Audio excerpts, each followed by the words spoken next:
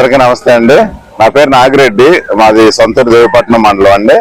So నేను Singapore లో work చేస్తున్నాను 16 ఏళ్ళుగాను. సింగపూర్ ఎన్ఆర్ఐ అండి. మేము అక్కడి నుంచి సింగపూర్ నుంచి ఒక 250 మంది వచ్చి జగనన్న గారు చేస్తున్నటువంటి కార్యక్రమాలని ప్రజలకు ఎడ్యుకేట్ చేసి జరిగింది. ఏ బెనిఫిట్స్ పొందారు, నెక్స్ట్ జగనన్న గారి ప్రభుత్వం వస్తే ఇంకా ఫర్దర్ గా లైఫ్స్ ఎలా ఇంప్రూవ్ అవుతాయి అనే ఉద్దేశంతో మేము ఒక 250 మంది across the state, mainly Vijayawada urban areas లోనండి.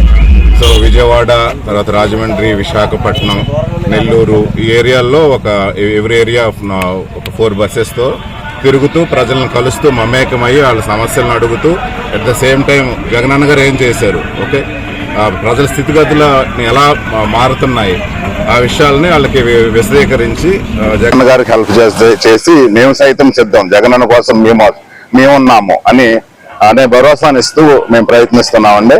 నేను రంపచోడవరం వచ్చి రోజులుగా నేను దేవపట్నం మండలానికి చెందినాను కాబట్టి రంపచోడవరం నియోజకవర్గంలో కూడా కలిసి జనాలను కలిసి జగనన్న గారి యొక్క కార్యక్రమాలని, జగనన్న విద్యా దీవెన, అమ్మఒడి ఇవి ఎలా హెల్ప్ చేస్తున్నాయి, ఇది సంక్షేమ పథకాలే కాదు, బేసిక్ గా ఇది ప్రజల యొక్క స్థితిగతులు మార్చే లాంగ్ టర్మ్ స్ట్రాటజీ. జగనన్న గారు తీసుకున్నటువంటి స్ట్రాటజీ ఏంటంటే చాలా మంది అసలు చేస్తూ ఉంటారు ఏదో సంక్షేమ పథకాలు ఫ్రీగా ఇచ్చేస్తున్నారని.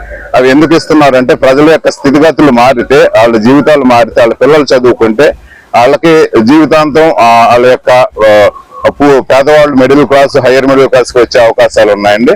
అంతేకాకుండా విద్య, వైద్య, ఆరోగ్యం, ఈ తర్వాత రైతులకి రైతు భరోసా, రకరకాల ఈ కార్యక్రమాలని మళ్ళీ జగనన్న గారు కొత్త మేనిఫెస్టోలో ప్లస్ 20% యాడ్ చేసి సూపర్ మేనిఫెస్టో ఇచ్చారు.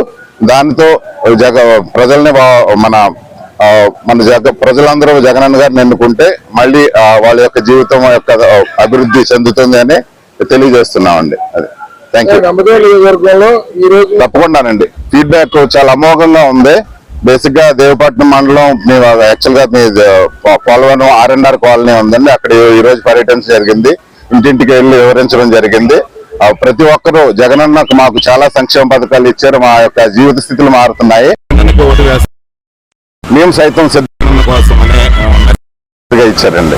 నెక్స్ట్ ఇప్పుడు ధనలక్ష్మి గారు వస్తున్నారండి, అనంతబాబు గారు, వారితో ప్రయాణించి ఒక ఇందుకూరుపేట తదుపరి గ్రామాలన్నీ పర్యటించి ఇదే మెసేజ్ మేము చెప్పాలనుకుంటున్నాం.